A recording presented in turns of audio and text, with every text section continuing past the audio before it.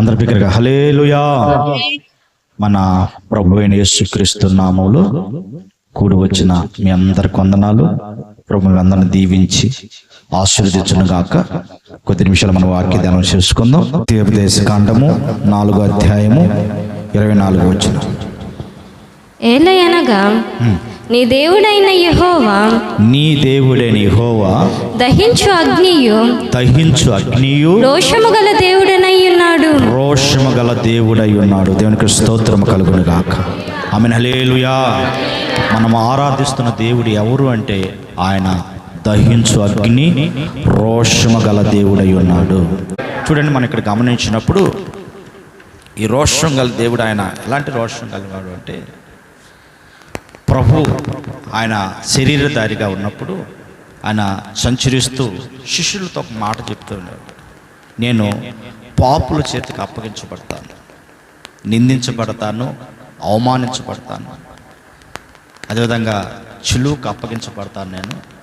నేను ఏం చేస్తాను, ప్రాణం పెట్టి మరలా తిరిగి నేను లేస్తాను అని ఏం చేస్తున్నాడు, రోషముగా శిష్యులకు చెప్తున్నాడంట ఆ మాట. దేవునికి స్తోత్రం కలుగును గాక. శిష్యులతో ఈ మాట చెప్తున్నాడు.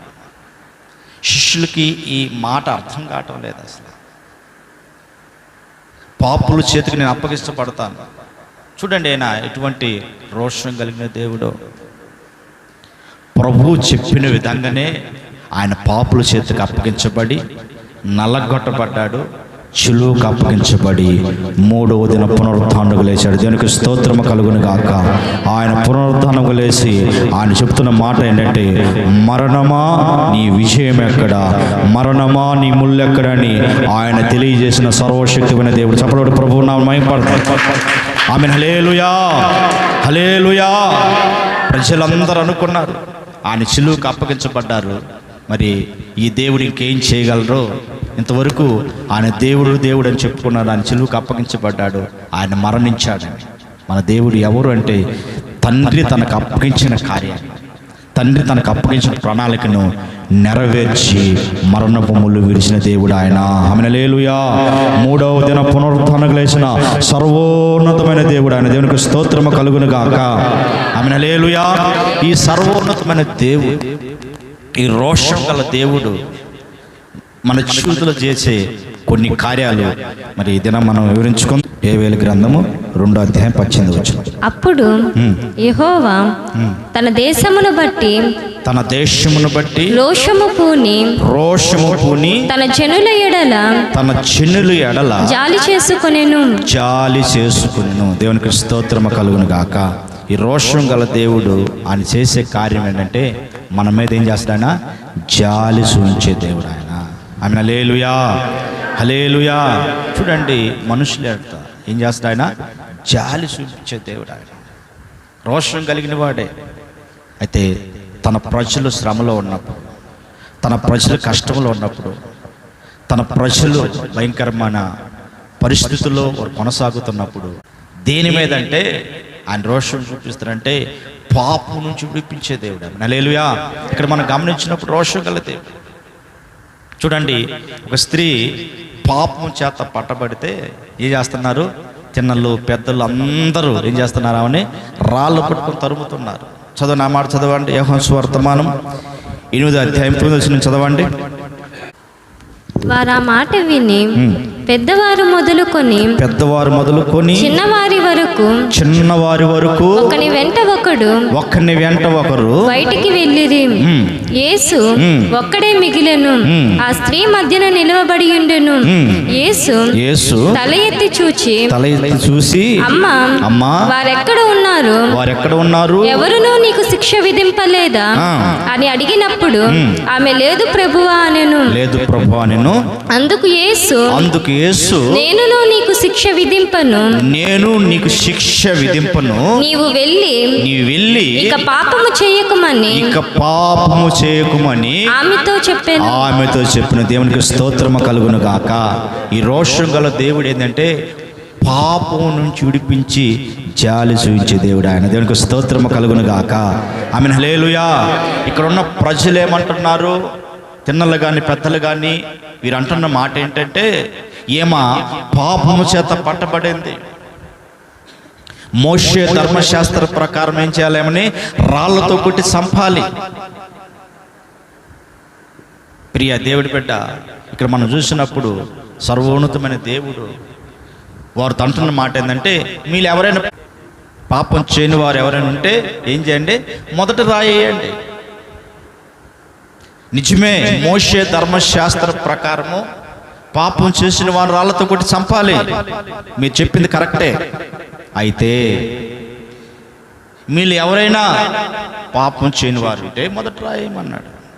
అక్కడ మనం గమనించినప్పుడు ఎవరు ఆ మీద రాయలేదు కానీ ఆయన అలా తలదించి పైకి ఎత్తే లోపల ఎవరు కనిపించలేదు. ప్రభు అంటున్నారు, ఎవరైనా నీకు హాని కలిగించారా? నిన్ను బాధ పెట్టారా? రాళ్లతో కొట్టారా? అయితే కొట్టడానికి నాకు అర్హత ఉంది. అయితే ఇక మీదట నీవు పాపం చేయి. ప్రియ దేవుడి బిడ్డ, మన దేవుడు ఎవరంటే రోషం గల దేవుడు. ఆయన మన పాపం విడిపించి పవిత్రపరిచి ఆయన జాలి చూపించే దేవుడు ఆయన. ఆమె రెండోదిగా మనం గమనించినప్పుడు ఆయన ఒకటి, ఎవరైనా జాలి చూపించే దేవుడు. ఏ వ్యక్తిలో పాపం ఉండకూడదు, పాపంతో జీవించకూడదని ఆయన అందుకే శరీరధారిగా భూమి మీదకే ఎందుకు వచ్చాడు? ఆయన ఎందుకు సిలువకు అప్పగించబడ్డాడు? మరణించి ఎందుకు తిరిగి లేచాడంటే ఏం చేయడానికి? మనల్ని పాపం నుంచి విడిపించడానికి. హల్లెలూయా. ఒక పవిత్రమైన జీవితాన్ని జీవించుటకు ప్రభు కృప చూపించాడు. కనుక పాపుల మీద, భయంకరం ఉన్నవారి మీద మన ప్రభు ఎవరు అంటే ఆయన పాపం క్షమించి జాలి చూపించే దేవుడు అంటే దినం. అంతేగాని ఈ పాపం నా ప్రభు క్షమిస్తాడా, ఇటువంటి ఘోర పాపను క్షమిస్తాడా అని అనుకోకూడదని ఆయన పాదాలు పట్టుకుంటే, ఎవరైనా ఎటువంటి పాపంలో ఉన్నా, ఎటువంటి భయంకర స్థితిలో ఉన్నా నీ పాపను క్షమించి పరిశుద్ధపరిచి ఆయన రక్తం కడిగి కృప చూపించే దేవుడు ఆయన. దేవునికి స్తోత్రము కలుగును గాక. ఆమెన్. హల్లెలూయా, హల్లెలూయా. రెండోదిగా చదువుకుందాం యెహెజ్కేలు గ్రంథము 39 అధ్యాయము 25 చదువుకుందాం. కాబట్టి ప్రభువు యెహోవా సెలవిచ్చినదేమనగా నా పరిశుద్ధ నామమును బట్టి రోషము కలిగిన వాడనై యాకోబు సంతతి వారిని చెరలో నుండి రప్పించెదను. ఇశ్రాయేలీయులందరినీ ఇశ్రాయేలీయులందరి యొడల జాలిపడెదను. దేవునికి స్తోత్రము కలుగును గాక. నా పరిశుద్ధ నామమును బట్టి రోషము కలిగిన వాడనై యాకోబు సంతతి వారిని చెరలో నుండి రప్పించెదను. దేవునికి స్తోత్రము కలుగును గాక. మన దేవుడు ఎవరు అంటే ఏం చేసేవాడంట? చెరలో నుండి రప్పించే దేవుడు ఆయన. ప్రభు అంటే నేను రోషం గల దేవుడిని, యాకోబు యొక్క సంతతి వారిని నేను ఏం చేస్తాను? వారిని చెరలో నుండి నేను విడిపిస్తాను. నేను ఏం చేస్తాను? నేను చెరలో నుంచి నేను విడిపిస్తాను. వాళ్ళు ఏ చెరలో ఉన్నారు, ఎటువంటి భయంకరమైన పరిస్థితుల్లో వారు ఉన్నారు, వారికి నేను విడుదల కలుగజేస్తాను అంటున్నాడు ప్రభు. దీనికి స్తోత్రము కలుగును గాక. ఆమెన్. హల్లెలూయా, హల్లెలూయా. ఉదయకాల సమయంలో ప్రభు నీతో నాతో మాట్లాడుతున్న మాట ఏంటంటే, ఆయన ఈ రోషం గల దేవుడు ఆయన చేసే పని ఏంటంటే ఏం చేస్తాడంటే మనల్ని చెరలో నుండి విడిపించే దేవుడు ఆయన. ఆమెన్. హల్లెలూయా. నువ్వే చెరలో నువ్వు ఉన్నావు,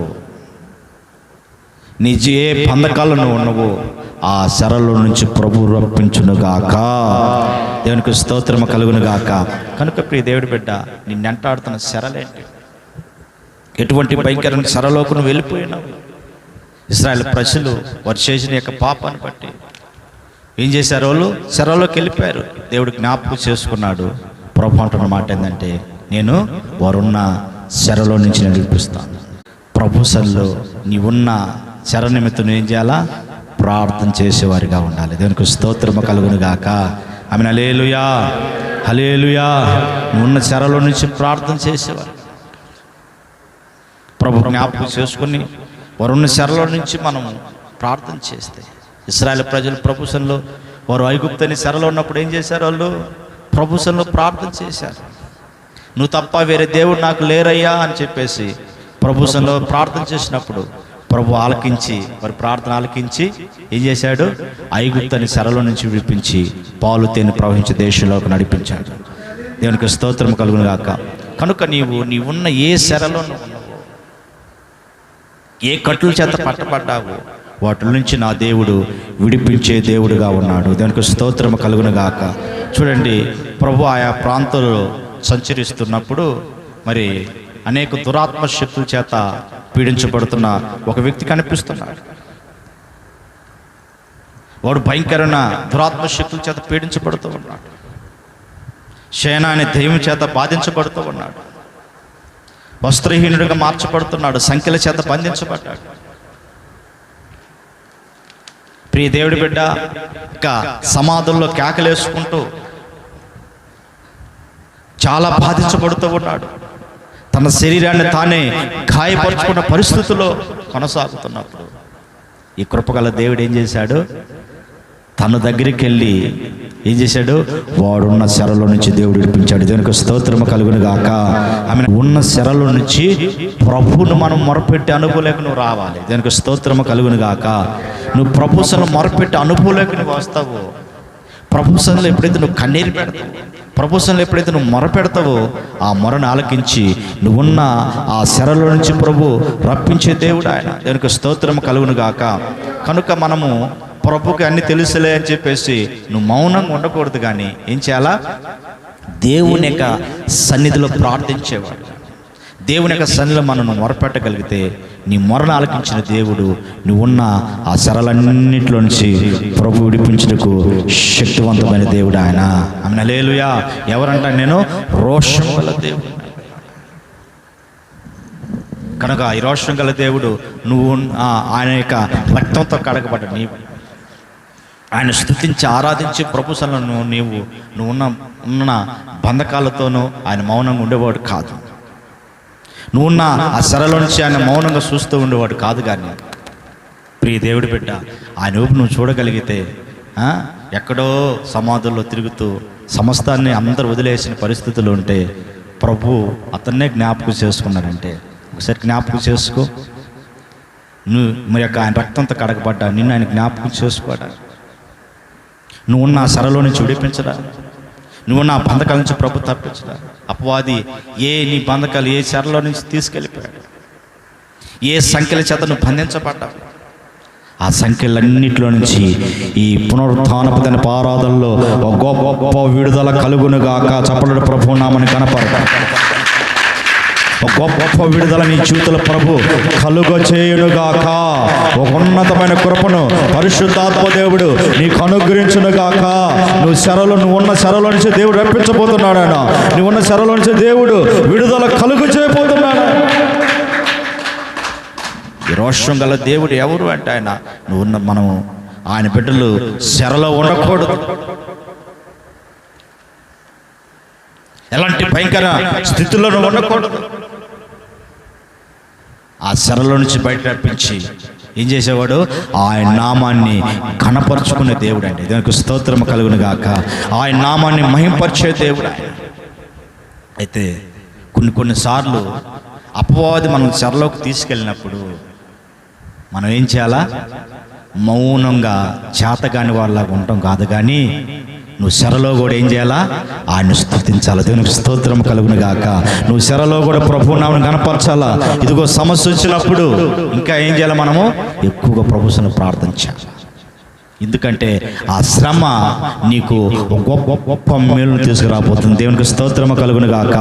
ఒక శ్రమ నీ జీవితానికి ఒక ఆశీర్వాదంగా నడిపించుటకు, నీ జీవితానికి ఒక టర్నింగ్ పాయింట్. కొన్నిసార్లు మన జీవితంలో దేవుడే చెర తీసుకొచ్చి సమస్యలు తీసుకొచ్చి చేస్తాడు. ఎందుకంటే నిన్ను ఒక ఉన్నతమైన స్థానంలోకి ప్రభు నిలబెట్టాలి. నువ్వు ఒక ఉన్నతమైన ఆశీర్వాదాలను పొందుకోవాలంటే కొన్నిసార్లు మనము చెరలోకి వెళ్ళే అవకాశం ఉంటుంది. అయితే అక్కడ కూడా మనం ఏం చేయాలా? ప్రభువుని కనపరచాలి. దేవునికి స్తోత్రము కలుగును గాక. ఆమేన్ హల్లెలూయా. చూడండి, మరి యొక్క పౌలు చెరలో దేవుని యొక్క సన్నిధిలో ఏం చేస్తున్నారు? వాళ్ళు ఆయన గురించి ప్రకటిస్తుంటే ఎక్కడ తీసుకెళ్లారు? చెరసాలకు తీసుకెళ్ళి పెట్టారు. అప్పటికి వారికి ఏమన్నాయి? గాయాలతో ఉన్నారండి. గాయాలతో ఉన్నారు. శర సమస్యలు అనుభవిస్తుంటే మౌనంగా ఉన్నారా? ఆ రాత్రి అంతా ఏం చేస్తున్నారు? వాళ్ళు పాడుతూ ప్రభువుని స్తుతించడం ప్రారంభించారు. దేవునికి స్తోత్రం కలుగును గాక.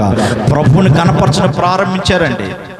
చెరలో ఉన్నవారు, ఆ చెరసలో ఉన్నవారు అందరూ అసలు వీళ్ళేంటి, వీళ్ళ గాయాలతో రక్తంతో ఉన్నవాళ్ళు వీళ్ళేంటి స్తుతించడము, వీళ్ళేంటి ఆరాధించడము అని వాళ్ళు అలా మౌనంగా చూస్తే అక్కడ ఏమైపోయింది? వారు ఎప్పుడైతే స్తుతిస్తున్నారో, ఆరాధిస్తున్నారో, ప్రభువుని కనపరుస్తున్నారు, ప్రియ దేవుడి బిడ్డ, గొప్ప భూకంపం అక్కడ వచ్చింది. దేవునికి స్తోత్రము కలుగును గాక. వారికున్న బంధకాలన్నీ, వారున్న చెరలన్నిటిలోంచి ప్రభు విడుదల దయచేసిన దేవునికి స్తోత్రము కలుగును గాక. ఏమైపోయిందండి? ఎవరికైతే ఏ కట్టుల చేత కట్టబడ్డారో వారికున్న ఏం చేసిందంట? ఆ బంధకాలన్నీ తెచ్చబడి అందరు బయటపడిపోయారు. ఆ చెరసాల అధికారం అనుకున్నాడా అయిపోయింది నా పని ఇంకా అని చెప్పేసి తను తాను చంపుకోవటం, హాని కలిగించుకోవడం ప్రయత్నిస్తే అక్కడ పౌలు అంటున్నాడు, నువ్వు హాని కలిగించుకోవద్దు, మేము ఎక్కడికి వెళ్ళము. దేవునికి స్తోత్రం కలుగును గాక. ప్రియ దేవుడి బిడ్డ, మరి పౌలు శీలను దేవుడు ఎందుకు ఆ చెరసాలకు ప్రభు తీసుకెళ్ళాడు? అక్కడ అనేక మంది అన్ని జనాంగానికి ఒక అద్భుతం కనపరచడమే కాకుండా ఆ చెరసాల అధికారిని దేవుడు ఏం చేశాడు? రక్షణ మార్గంలో నడిపించేటప్పుడు ప్రభు నామం పడతాం. చెరసాల అధికారి యొక్క కుటుంబం అంతా రక్షణలోకి ప్రభు నడిపించాడు. నీ యొక్క శ్రమ, కొన్నిసార్లు నీ చెరసాల అనుభవం, కొన్నిసార్లు నీకు వస్తున్న ఆ శ్రమలు అనేక మందికి ఆశీర్వాదకరంగాను, అనేక మందికి దీవెనకరంగాను ప్రభు మార్చబోతూ ఉన్నాడు. దేనికి స్తోత్రము కలుగును గాక. ఆమె హల్లెలూయా. యేసోపు కూడా అంటున్నాడు, యేసోపు కూడా వాళ్ళ అన్నలను చూసి ఏమంటున్నాడు? చదువు నా మాట, ఆదికాండం 50వ అధ్యాయంలో చూడండి. మీరు నాకు కీడు చేయను ఉద్దేశించితిరి గాని, మీరు నాకు కీడు చేయను ఉద్దేశించితిరి గాని నేటి దినమున జరుగుచున్నట్లు అనగా బహు ప్రజలను బ్రతికించున్నట్లుగా. చూడండి, ఎవరిని? బహు ప్రజలను బ్రతికించినట్లుగా అది మేలుకే దేవుడు ఉద్దేశించెను. ఇది మేలుకే దేవుడు ఉద్దేశించెను. దేవునికి స్తోత్రము కలుగును గాక. ఆమె హల్లెలూయా. ఇక్కడ యేసోపు చక్కటి మాట మాట్లాడుతున్నాడు. అన్నలకి పశ్చాత్తాపడుతున్నారు. అయ్యో ఎంత పాపం చేసాము మనము, ఎంత భయంకరం చేశాము, మరి ఇలాంటి ప్రేమ గల వ్యక్తిని, తమ్ముడిని మనము దూరం చేసుకున్నాము, అతన్నే చంపాలనుకున్నాము అని వాళ్ళు పశ్చాత్తాపడుతుంటే, వాళ్ళు బాధపడుతుంటే, ఇతను ప్రతీకారం తీసుకుంటాడేమని చెప్పేసి వాళ్ళు కృంగిపోతూ ఉండే సమయంలో ఆయన మాట్లాడుతున్న మాట ఏంటంటే, ఈ సమస్య రావడానికి గల కారణం ఏమంటున్నాడు అక్కడ? మీరు నాకు కీడు చేయను ఉద్దేశించితిరి గాని, కీడు చేయను ఉద్దేశించారు కానీ నేటి దినమున జరుగుచున్నట్లు అనగా బహు ప్రజలను బ్రతికించున్నట్లుగా అది మేలుకే దేవుడు ఉద్దేశించెను. హల్లెలూయా. చూడండి, ఇక్కడ అంటున్నాడు, మీరు కీడు చేయాలనుకున్నారు.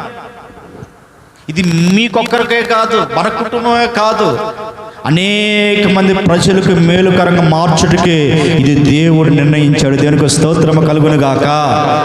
మరి యేసోపు వచ్చిన శ్రమ, యేసోపు వచ్చిన ఆ చెరసాల అనుభవము దేనికంట?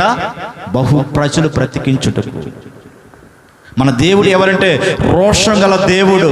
ఆ చెరలో కూడా దేవుడు అద్భుతం జరిగిస్తున్నాడు. హల్లెలూయా. చెరసాల అనుభవంలో కూడా దేవుడు ఏం చేస్తాడు? ఆశ్చర్యకర ప్రభు జరిగిస్తున్నాడు. కారణం ఏంటంటే నీ ద్వారా, నువ్వు వినిపించబడ్డ ద్వారా బహు ప్రజలు ఆశీర్వాదకరంగా మార్చబడాలి. దేనికి స్తోత్రం కలుగును గాక. నీ శ్రమ ద్వారా అనేక మంది దీవెనకరంగా మార్చబడాలి. ప్రియ దేవుడి బిడ్డ, దేవుని యొక్క ప్రణాళిక, దేవుని యొక్క ఉద్దేశం నీ పట్ల ఉన్నప్పుడు కొన్నిసార్లు కొన్ని చెరసాల అనుభవాలు, కొన్ని సమస్యల అనుభవాలు, కొన్ని కష్టాల్లో, కొన్ని బాధల్లో నడిపించబడతాయి. దాన్ని బట్టేసి ప్రభు నన్ను వదిలేసాడేమో, ప్రభువు నా చేయి వదిలేసాడేమో, ప్రభు మమ్మల్ని మర్చిపోయాడేమో కాదు, కానీ నిన్ను ప్రభు మర్చిపోలేదు. కానీ ఆయన ఏం చేయబోతున్నాడు? నీ జీవితంలో అద్భుతం జరిగించబోతున్నాడు. దీనికి స్తోత్రము కలుగును గాక. చూడండి, యేసోపు ఇన్ని చెరలోకి, సమస్యలోకి వెళ్ళిపోయాడు కదా. వెళ్ళిపోయిన తర్వాత మనం గమనించినప్పుడు ఆయన ఏమైపోయాడు? ఐగుప్తుకి ఒక ప్రధానమంత్రిగా ప్రభు నిలబెట్టాడు. సపరేట్ ప్రభువు నామం కనపడతాడు.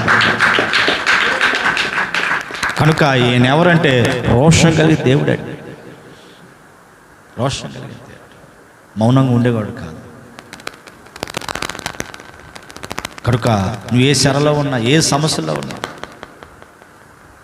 ఎలాంటి బంధకాలను ఉన్నా వాటన్నిటిలో విడిపించుటకు ఆయన శక్తివంతమైన దేవుడు, గొప్ప దేవుడు ఆయన.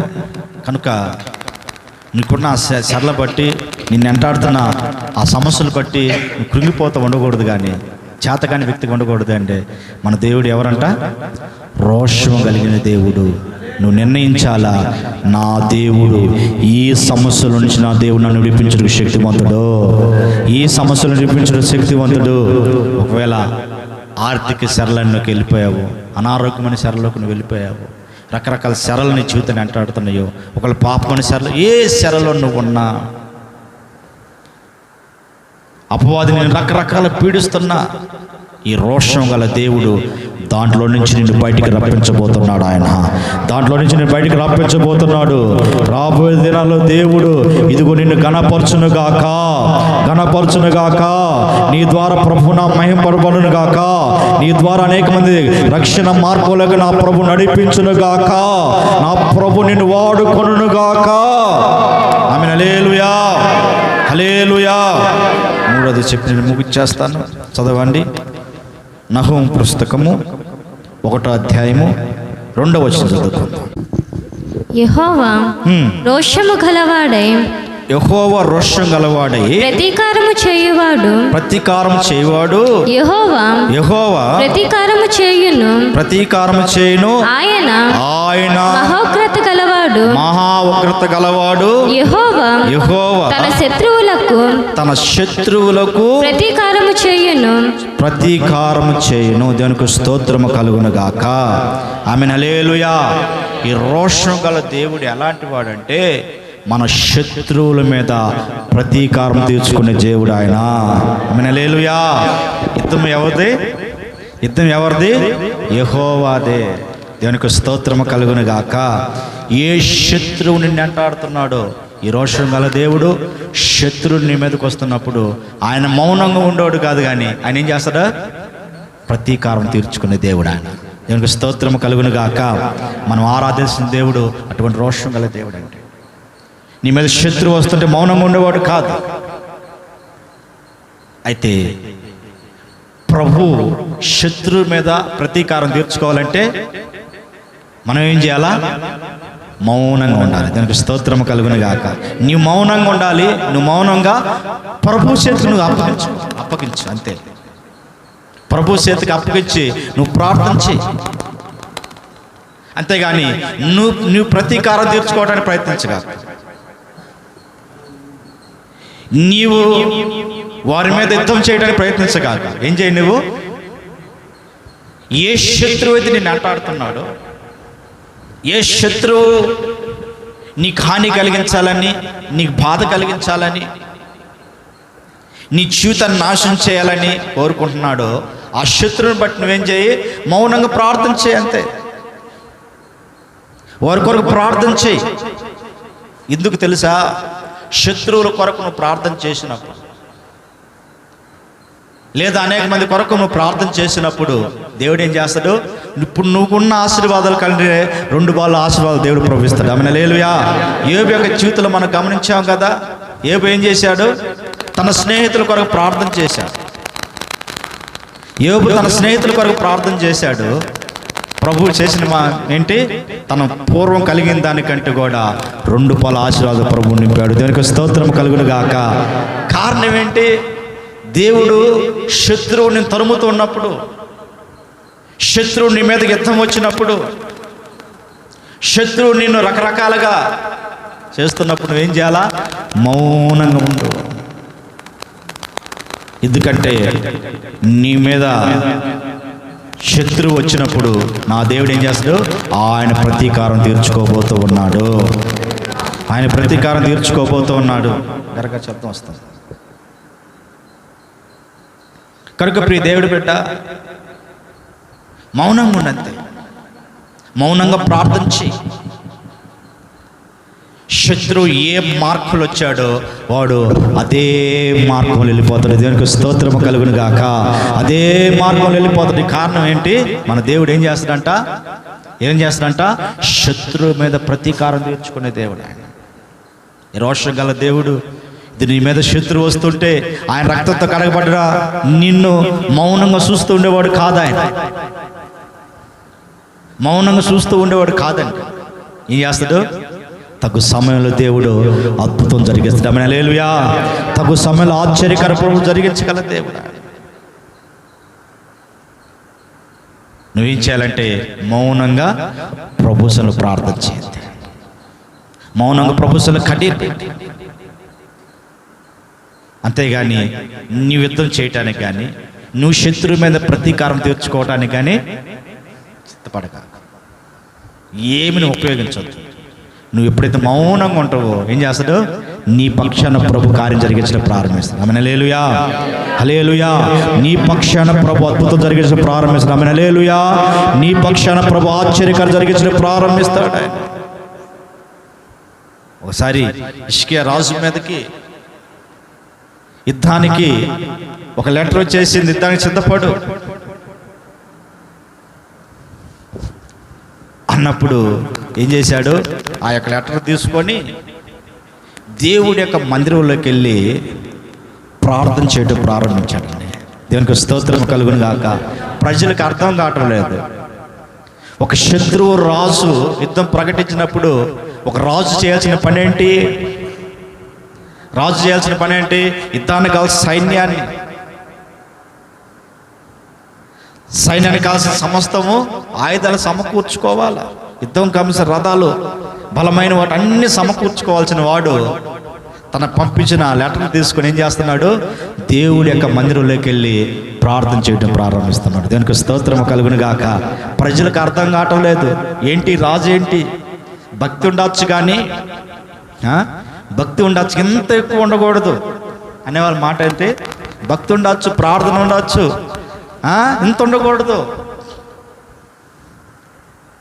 ప్రియ దేవుడి బిడ్డ, హిజ్కియా రాజుకు తెలుసు నా దేవుడు రోషం గల దేవుడు అని. ఆమేన్, హల్లెలూయా, హల్లెలూయా. నువ్వు ఎంత ప్రార్థన చేస్తావో, ప్రభువును ఎంత భక్తి చేస్తావో, ప్రభువును ఎంత ప్రార్థన నువ్వు కలిగి ఉంటావో అంత అద్భుతం నువ్వు చూస్తావు. ఆమేన్, హల్లెలూయా. స్తోత్రము కలుగును గాక.